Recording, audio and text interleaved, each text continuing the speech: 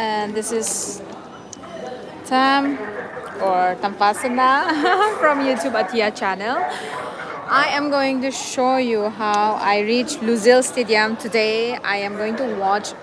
Portugal with Switzerland. It's round 16 the last match nebako. So video in a puradi same na roigebo like just for this trip, like from my home for Egi metro station dagina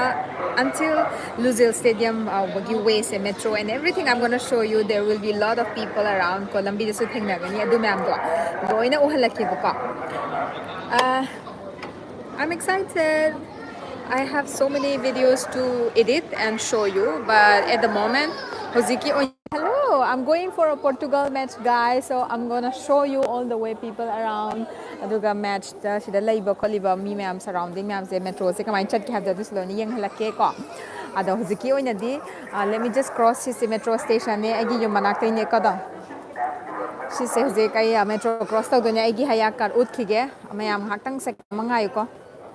Aigi uziki oina di itom dane ba ko aduga aigi ngasi imanabi ambok thengna driba aiga ticket kapmina ba aise ticket se nahan Brazil gi opening match yeng ba matam di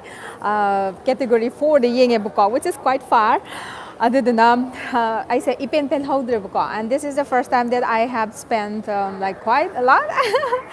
Guys, okay, first of all I hiding we say suba nomba lepa yade kana thabak subiyo.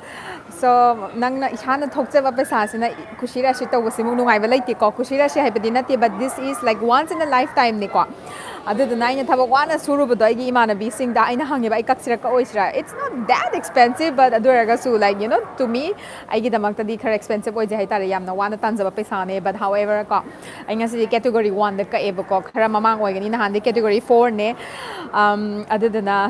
nahan di yam honge mathak ta su lepe Brazil opening match to Serbia ga ngasi di Portugal ga Switzerland ga ne chatni chatladi mamang da pham na ba na hona ge na ai category 1 da kakpane ko. Like I spent around like 30k sigi ticket sigi ko.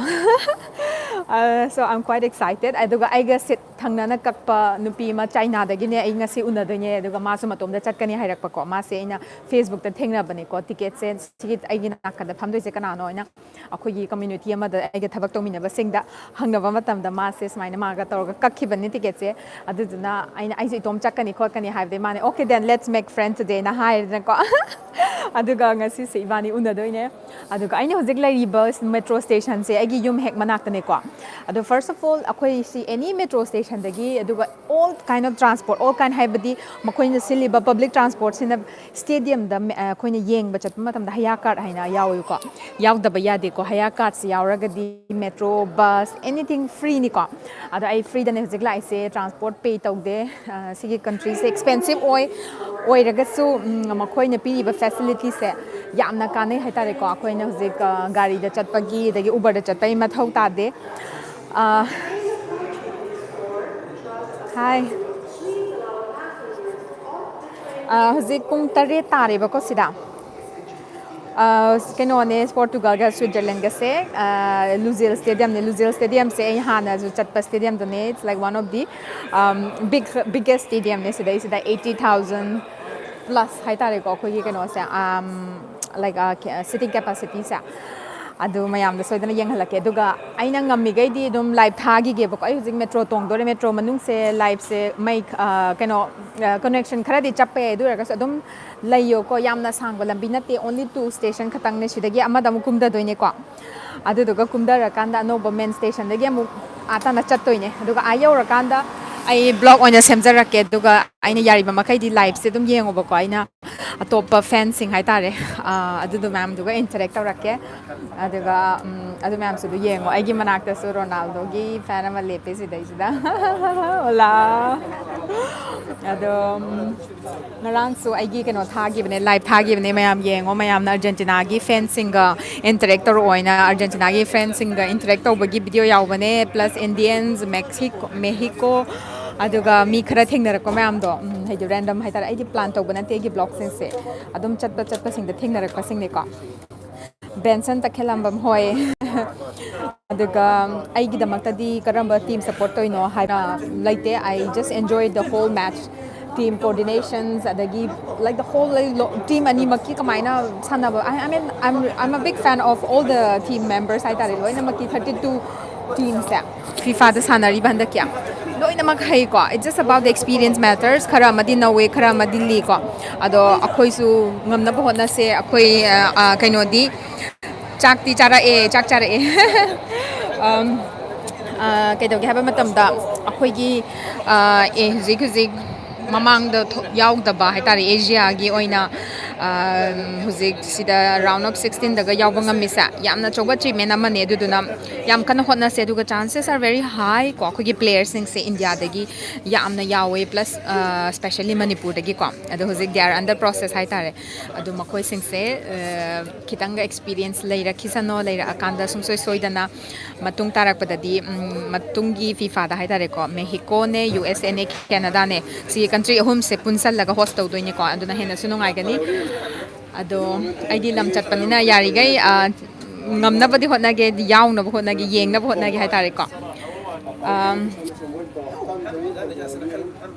ꯑꯗꯨꯗꯨꯒ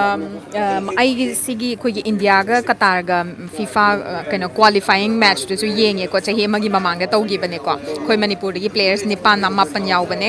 ꯑꯗꯣ ꯑꯥꯏ was kind of ꯔꯤꯂꯤ excited ꯀꯥꯗ꯭ꯔꯃꯛꯁꯨ ꯀꯩ ꯍꯥꯏꯅꯤ ꯑꯩꯈꯣꯏꯒꯤ level ꯌꯧꯕꯗꯣ ꯁꯤꯃꯛꯀꯤ level ꯌꯧꯔꯛꯄꯗ ꯍꯥꯏꯇꯥꯔꯦꯀꯣ live ꯃꯅꯨꯡ ꯃꯅꯨꯡ ꯁꯦ live ꯊꯥꯕ ꯌꯥꯏꯑꯕꯀꯣ ꯑꯩꯅꯅꯦ ꯏꯟꯁꯇꯥꯒ꯭ꯔꯥꯝꯗ ꯑꯣꯏꯅ ꯊꯥꯏꯕ ꯑꯩꯒꯤ ꯏꯟꯁꯇꯥꯒ꯭ꯔꯥꯝ ꯇꯥꯝ ꯂꯥꯏꯐ ꯏꯁꯇ꯭ꯔꯤꯝ ꯍꯥꯏꯅ ꯂꯩꯕꯅꯦ ꯃꯌꯥꯝ ꯐꯣꯂꯣ ꯇꯧꯔꯛꯑꯣ ꯀꯩꯒꯤꯅꯣ ꯍꯥꯏꯕ ꯃꯇꯝꯗ ꯏꯟꯁꯇꯥꯒ꯭ꯔꯥꯝꯗ ꯂꯥꯏꯚ ꯊꯥꯕ ꯃꯇꯝꯗꯗꯤ ꯀ꯭ꯂꯦꯝ ꯂꯥꯛꯄ ꯃꯇꯝꯗ I'm so sorry ꯑꯩꯒꯤ ꯃꯥꯏꯀ꯭ꯔꯣꯐꯣꯟꯁꯦ ꯌꯥꯝ ꯍꯧꯕ꯭ꯔꯥ ꯌꯥꯝ ꯅꯦꯝꯕ ꯇꯧꯔꯒꯗꯤ ꯀꯩꯅꯣ ꯇꯧꯀꯣ ꯑꯦꯛꯁꯀ꯭ꯌꯨꯁ ꯃꯤ ꯕꯤꯀꯣꯖ ꯑꯩꯁꯦ ꯌꯥꯝ ꯇꯣꯏꯅ ꯁꯨꯃꯥꯏꯅ ꯂꯥꯏꯚ ꯇꯧꯗꯦ ꯑꯗꯨꯒ ꯄ꯭ꯔꯣꯞꯁꯦ ꯁꯤꯖꯤꯟꯅꯗꯕꯅꯤꯅ ꯀꯌꯥ ꯍꯩꯇꯦꯕꯀꯣ ꯁ꯭ꯇꯦꯗꯤꯌꯝ ꯃꯅꯨꯡꯗ ꯂꯥꯏꯚ ꯊꯥꯕ ꯃꯇꯝꯗ ꯀꯣꯄꯤꯔꯥꯏꯠ ꯀ꯭ꯂꯦꯝꯁꯦ ꯂꯥꯛꯑꯒꯗꯤ ꯌꯨꯇ꯭ꯌꯨꯕꯇꯗꯤ ꯀꯣꯄꯤꯔꯥꯏꯠ ꯀ꯭ꯂꯦꯝ ꯂꯥꯛꯄꯒꯤ ꯁ꯭ꯇ꯭ꯔꯥꯏꯛꯁꯦ ꯆꯥꯅꯤꯡꯗꯕ ꯑꯗꯨꯗꯨꯅ ꯏꯟꯁꯇꯥꯒ꯭ꯔꯥꯝꯗ ꯂꯥꯛꯑꯒꯗꯤ ꯃꯇꯣꯝꯗ ꯑꯗꯨꯝ ꯗꯤꯂꯦꯠ ꯇꯧꯖꯒꯤꯕ ꯑꯗꯨꯒ ꯄ꯭ꯂꯁ ꯑꯩꯒꯤ ꯆꯦꯅꯦꯜꯁꯤꯁꯨ ꯑꯉꯥꯡ ꯅꯠꯇ꯭ꯔꯕꯅꯤ나 ꯍꯥꯏꯇꯥꯔꯦ ꯇꯞꯅ ꯇꯞꯅ ꯑꯗꯨꯝ ꯃꯌꯥꯝꯅ ꯌꯦꯡꯕꯤꯗꯅ ꯍꯥꯏꯇꯥꯔꯦ ꯑꯗꯨꯝ ꯃꯁꯤꯡꯁꯦ ꯑꯗꯨꯝ ꯅꯣꯡꯃ ꯅꯣꯡꯃꯒꯤ ꯑꯃꯃꯝ ꯍꯦꯟꯒꯠꯂꯛꯑꯦꯀꯣ ꯆꯍꯤꯗꯤ ꯐꯅꯌꯥꯝꯕꯅꯤ ꯑꯩꯒꯤ ꯌꯨꯇ꯭ꯌꯨꯕ ꯆꯦꯅꯦꯜꯁꯦ ꯑꯗꯨ ꯑꯣꯏꯔꯒꯁꯨ ꯃꯌꯥꯝꯒꯤ ꯇꯥꯏꯞꯇꯗꯤ ꯌꯥꯝꯅ ꯀꯩꯅꯣ ꯇꯧꯕ ꯉꯝ ꯇꯥꯔꯦ ꯑꯗꯣ ꯑꯩ ꯌꯦꯡꯍꯜꯂꯛꯀꯦ ꯁꯤꯁꯤꯅꯦ ꯑꯩꯈꯣꯏꯒꯤ ꯃꯦꯇ꯭ꯔꯣꯁꯦꯀꯣ ꯑꯩꯅ ꯇꯣꯡꯉꯛꯄ ꯁ꯭ꯇꯦꯁꯟꯗꯨꯗꯒꯤ ꯑꯃ ꯑꯅꯤ ꯑꯍꯨꯝ ꯁꯨꯕꯗꯅꯦ ꯀꯨꯝꯗꯣꯏꯁꯦꯀꯣ ꯃꯨꯁꯦꯔꯤꯞ ꯍꯥꯏꯁꯦ ꯏꯟꯇꯔꯁꯦꯛꯁꯟꯅꯦꯕꯀꯣ ꯏꯟꯇꯔꯁꯦꯛꯁꯟꯁꯤꯗ ꯃꯤꯁꯤꯡꯁꯦ ꯂꯣꯏꯅ ꯀꯨꯝꯗꯣꯏꯅꯦ ꯑꯗꯨꯒ ꯁꯤꯗꯩꯁꯤꯗ ꯂꯣꯏ ꯂꯦꯞꯄꯤꯅꯦ ꯑꯣꯜ ꯗ ꯅꯦꯁꯅꯥꯂꯤꯇꯤꯅꯦ ꯁꯤꯗꯩꯁꯤꯗ ꯇꯣꯡꯉꯤꯕ ꯃꯌꯥꯝꯁꯦ ꯁ꯭ꯄꯦꯁꯦꯜꯂꯤ ꯑꯩꯈꯣꯏꯒꯤ ꯂꯥꯇꯤꯟ ꯑꯃꯦꯔꯤꯀꯥꯁꯤꯡꯁꯦ ꯌꯥꯝꯅ ꯌꯥꯎꯋꯦꯀꯣ thank you so much my ꯀꯥꯄꯤ ꯆꯦꯅꯦꯜ ꯏꯟꯗꯤꯌꯥꯅ ꯐꯤꯐꯥ ꯁꯥꯟꯅꯔꯛꯄ ꯑꯣꯏꯊꯣꯛꯀꯅꯤ ꯑꯩꯈꯣꯏꯁꯦ ꯑꯩꯈꯣꯏꯒꯤ ꯀ꯭ꯔꯤꯀꯦꯠ ꯂꯦꯕꯦꯜꯁꯦ ꯃꯤ ꯑꯇꯣꯞꯄ ꯀꯟꯇ꯭ꯔꯤ ꯆꯥꯎꯈꯠꯄ ꯀꯟꯇ꯭ꯔꯤꯁꯤꯡꯅ ꯌꯧꯕ ꯉꯝꯕ ꯅꯠꯇꯦ ꯑꯗꯨꯗꯨꯅ ꯁꯦꯝ ꯊꯤꯡ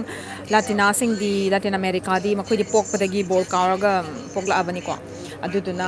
ꯃꯁꯥꯒꯤ ꯕ꯭ꯂꯠꯇ ꯌꯥꯎꯖꯕ ꯍꯥꯏꯇꯥꯔꯦ ꯑꯗꯨꯃꯥꯏꯅ ꯇꯧꯗꯅ ꯏꯠꯁ ꯗꯦꯌꯔ ꯀꯜꯆꯔꯅꯤꯀꯣ ꯁꯤꯁꯦ ꯑꯦꯗꯥꯞ ꯇꯧꯕ ꯑꯃ ꯆꯪꯉꯦ ꯑꯩꯈꯣꯏꯒꯤꯗꯤ ꯌꯥꯝꯅ ꯀꯩ ꯍꯥꯏꯅꯤ ꯐꯨꯠꯕꯣꯜꯗ ꯉꯥꯎꯕ ꯅꯠꯇꯦ ꯍꯧꯖꯤꯛꯄꯨꯗꯤ ꯃꯌꯥꯝ ꯂꯩꯔꯦ ꯑꯗꯨ ꯑꯣꯏꯔꯒꯁꯨ ꯃꯇꯝ ꯈꯔꯪꯗꯤ ꯆꯪꯒꯅꯤꯀꯣ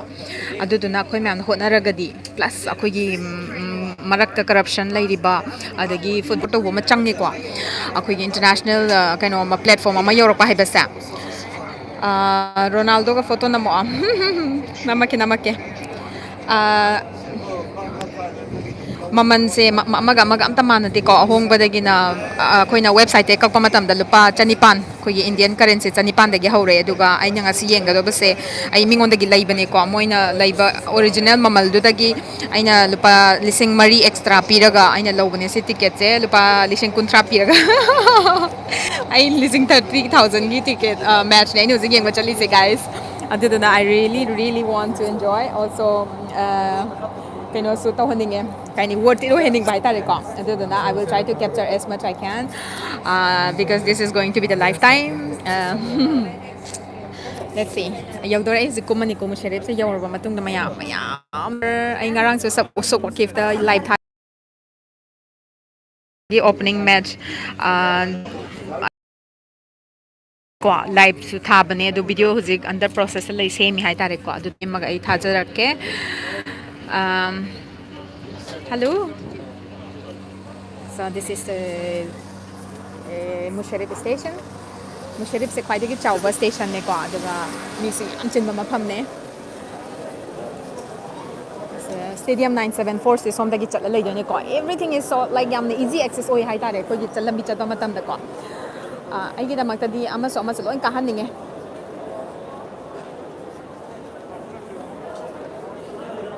Hello. I know zik chat ka dor ba se Luzel se sida leide ko Luzel Stadium se somdane aduga just one line ne ina chatoi se. Sida tongaga. Manipur macha khara yengba chathibani thengna view mayam di lak pajane adudai duda thengna base ahan khara thengna ye moi han khre hujik ki nahan wari watai khara sana howe do ai video do ina soidana hapkala age ai gi video sing se yam ka hena aina oh my god look at this yam ka hena kana to guna tema ai gi maning the fan Portugal ge fan mayam la e ko se aduduna khara thengna basing se wari watai sana howe moi se kamaina sig experience adagi akoina tv da yengbaga live oina sida experience to baga mana didana ko adudana ne aina taseng smaina live thara ga di video blog oina yengbagu di sisna hena nungai ba oigadra ina tharak pane so guys this is like an exclusive blog ne from my channel. I know I have a low quality video, but I have a high quality content. You're going to Luzel Stadium? Are you going to Luzel Stadium? Oh, I see. Me ma'am saying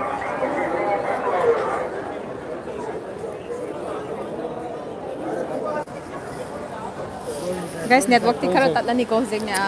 khara sanga tong dorabani na doiraga so I will try to show you as much I can aduga mi yam chile shreja no pa mayam lai ko aduga phamba mama thi bane